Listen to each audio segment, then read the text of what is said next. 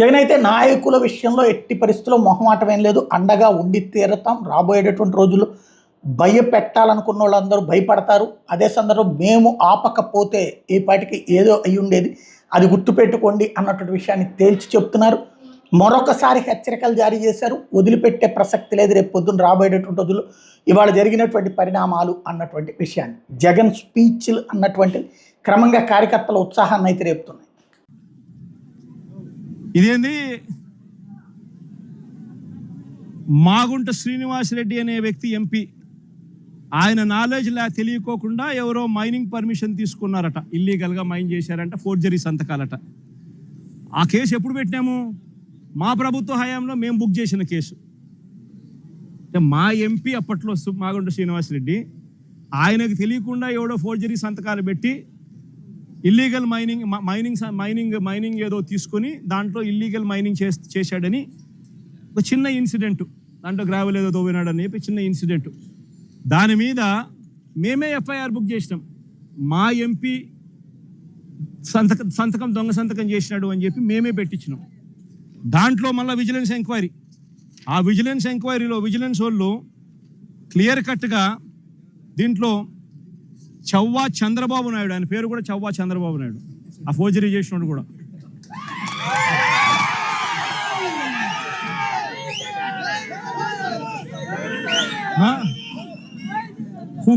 who paid the initial amount through 5 demand drafts as a purchaser అని రాసినాడు. అంటే ఈ చవ్వా చంద్రబాబు నాయుడు అనే వ్యక్తి తెలుగుదేశం పార్టీకి సంబంధించిన వ్యక్తి కాబట్టి ఈయన మీద కేసు పెట్టలే. ఈయన మీద కేసు పెట్టకుండా ఈ కేసులో కూడా కాకాని గోవర్ధనని తీసుకొచ్చే కార్యక్రమం చేస్తూ ఉన్నారు. ఆశ్చర్యం కలిగించే విషయం, సాక్షి ఎవడనంటే చవ్వా చంద్రబాబు నాయుడు అనేవాడు సాక్షి అంట.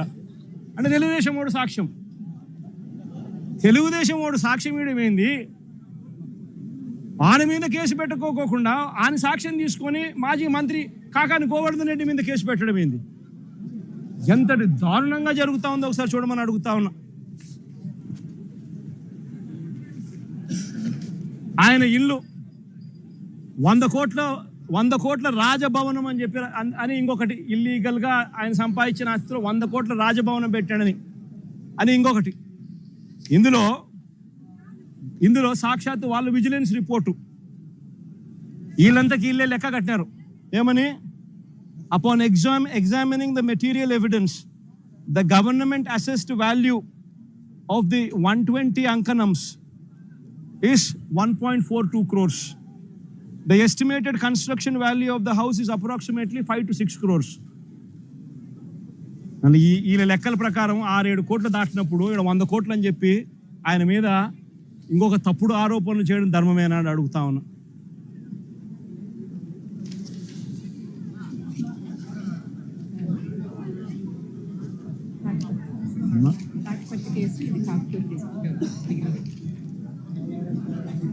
ఇలాంటి 14 కేసుల్లో ఆయనను రోజుకొక ఆయన ఒక కేసు అయిపోతూనే ఒక కేసులో బెయిల్ వచ్చే టయానికల్లా ఇంకొక కేసు పెడతా ఉన్నారు. పెట్టి మళ్ళా స్టార్టు, మళ్ళీ ఆ కేసులో బెయిల్ వచ్చే టయానికి మళ్ళీ ఇంకొక కేసు. ఈ మాదిరిగా 14 కేసులు, ఒక కేసు అయిపోతూనే ఆ కేసు అయిపోయిన వెంటనే మరో కేసు పెడతా ఉన్నారు. పెట్టి మళ్ళీ జైల్లో తాను ఉండే కాలాన్ని పొడిగిస్తూ ఉన్నారు. ఇప్పటికి దాదాపుగా ఎన్ని రోజులు అయింది మా జైల్లో ఉండబట్టి? 64 రోజులు. 64 రోజులుగా జైల్లో ఒక మాజీ మంత్రిని పెట్టారు. ఆశ్చర్యం కలిగించే విషయం నేను చెప్తా ఉన్నా. ఆయన మీద పెట్టిన కేసులు ఏమిటో తెలుసా? ఆయన మీద పెట్టిన అన్యాయమైన కేసులు ఏమిటో తెలుసా? గోవర్ధన్ అన్న పార్టీ సెంట్రల్ ఆఫీస్లో ప్రెస్ మీట్ పెట్టి సాక్షిలో పబ్లిష్ అయిన తన ప్రెస్ మీట్ క్లిప్పింగ్ను వాట్సాప్ గ్రూపుల్లో ఫార్వర్డ్ చేశారంట. అదొక కేసు అయ్యా, అదొక కేసు. మనిషిని అరెస్టు. అంటే ఒక రాజకీయ నాయకుడు ఒక ప్రెస్ మీట్ పెడితే ఆ ప్రెస్ మీట్లో వచ్చిన దాన్ని మీడియా పబ్లిష్ చేస్తే ఆ పబ్లిష్ చేసిన ఐటెంను వాట్సాప్ గ్రూపుల్లో ఈయన ఫార్వర్డ్ చేస్తే ఆయనకు సంబంధించిన మనుషులకు అది కేసు. దాని మీద జైలు. మాజీ మంత్రికి మరో కేసు. టీడీపీ నెల్లూరులో టీడీపీ ఎమ్మెల్యే సోమిరెడ్డికి వ్యతిరేకంగా ప్రెస్ మీట్ పెడితే దానికి సంబంధించిన వీడియోను కాకాని ఫార్వర్డ్ చేశారంటూ ఇంకో కేసు పెట్టారు. అడుగుతా ఉన్నా, ఒక రాజకీయ నాయకుడు ప్రెస్ మీట్ పెడితే ఆ ప్రెస్ మీట్ తాను పెట్టిన దాన్ని తాను మళ్ళీ ఫార్వర్డ్ చేస్తే దాని మీద మళ్ళీ కేసు. ఉచితంగా తెలుగుదేశం పార్టీ ఇసుకే అన్నారు, ఉచితంగా ఇసుక అన్నారు. ఎక్కడ ఉచితంగా ఇసుకిస్తున్నారు అని అడుగుతా ఉన్నా. వైఎస్ఆర్ కాంగ్రెస్ పార్టీ హయాంలో రాష్ట్ర ఖజానాకు సంవత్సరానికి 750 కోట్ల ఆదాయం వచ్చేది. ఈరోజు రాష్ట్ర ఖజానాకు ₹1 రావడం లేదు ఆదాయం. రేటు చూస్తే ఇసుక గత ప్రభుత్వంలో మా ప్రభుత్వ హయాంలో కన్నా డబల్ రేటుకి అమ్ముతా ఉన్నారు ఇసుకను.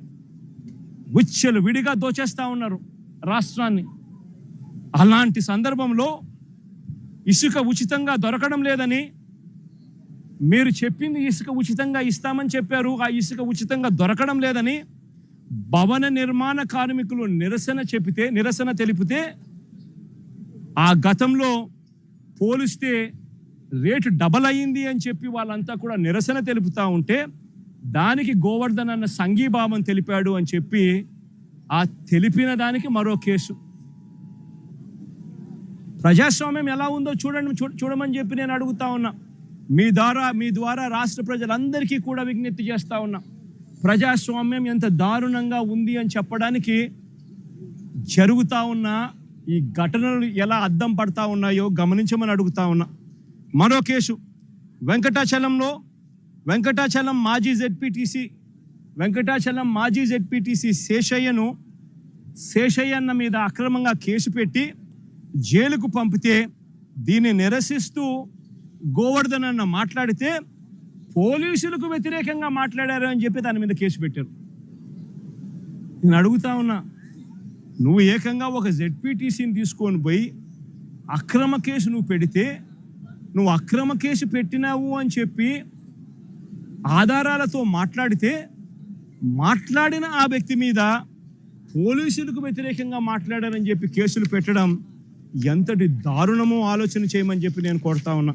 నియోజకవర్గం ఇంకొక కేసు, కావలి నియోజకవర్గంలో కొల్లదిన్నెలో మా పార్టీ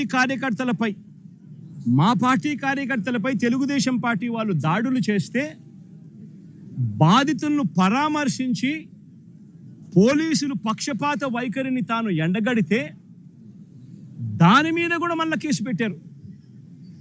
అంటే ఒక రాజకీయ పార్టీకి సంబంధించిన తన మనుషుల మీద అన్యాయంగా తెలుగుదేశం పార్టీ వాళ్ళు దాడులు చేసినా, బాధితులను వీళ్ళు పరామర్శించినా, మా వాళ్ళు పోలీసుల పక్షపాత వైఖరిని వీళ్ళు ఎత్తి చూపించినా దాని మీద కూడా కేసు పెట్టే కార్యక్రమం జరుగుతూ ఉంది.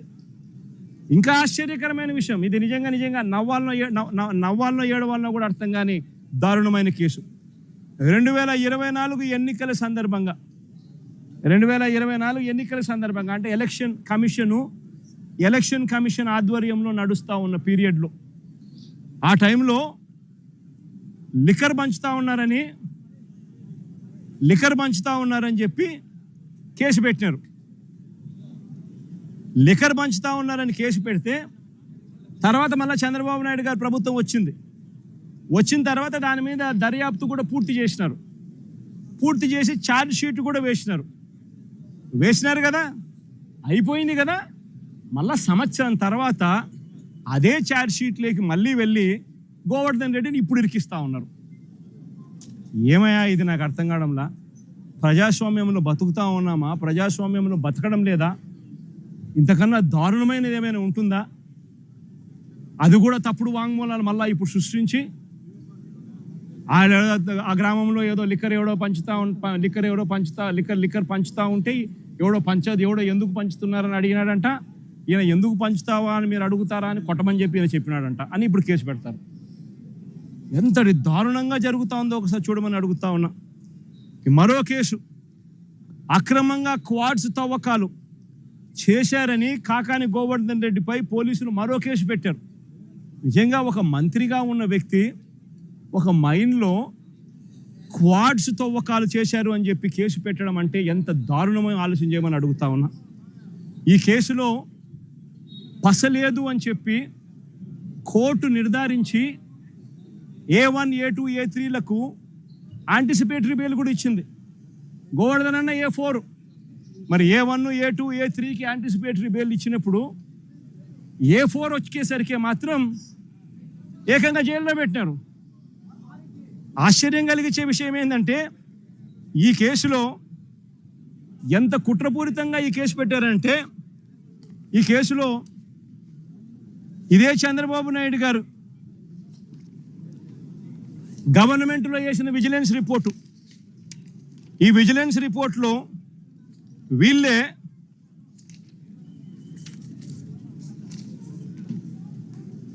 the village revenue officer Sri Siddam Pullaya also confirmed that no quarrying activities had been carried out for the past 4 years. ఈ లేచిన విజిలెన్స్ రిపోర్ట్లోనే ఇదే ఊర్లోనే తాటిపర్తి అనే విలేజ్లో ద విలేజ్ రెవెన్యూ ఆఫీసర్ సిద్ధం పుల్లయ్య అనే వ్యక్తి కన్ఫర్మ్ చేసినాడంట, no quarrying activities had been carried out for the past 4 years అని. నేను అడుగుతా ఉన్నా, ఏందయ్యా ఇది, నాకు అర్థం కావడం లేదంట. ఈ కేసు సరిపోదు అని చెప్పి ఈ కేసులో పసలేదని ఏకంగా SC ST కేసు పెట్టారు. మళ్ళీ దీంట్లో మైనింగ్లో SC ST కేసు పెట్టినారు. నిజంగా ఎంత దారుణమైన వీళ్ళ పరిస్థితి ఏమిటి అని ఆలోచన చేయమని అడుగుతా ఉన్నా. సేడిజం అన్నది చంద్రబాబు నాయుడులో నరాలలో సేడిజం అన్నది ఎంతగా ఉంది అని చెప్పడానికి ఇవన్నీ కూడా నిదర్శనాలు కావా అని అడుగుతా ఉన్నా.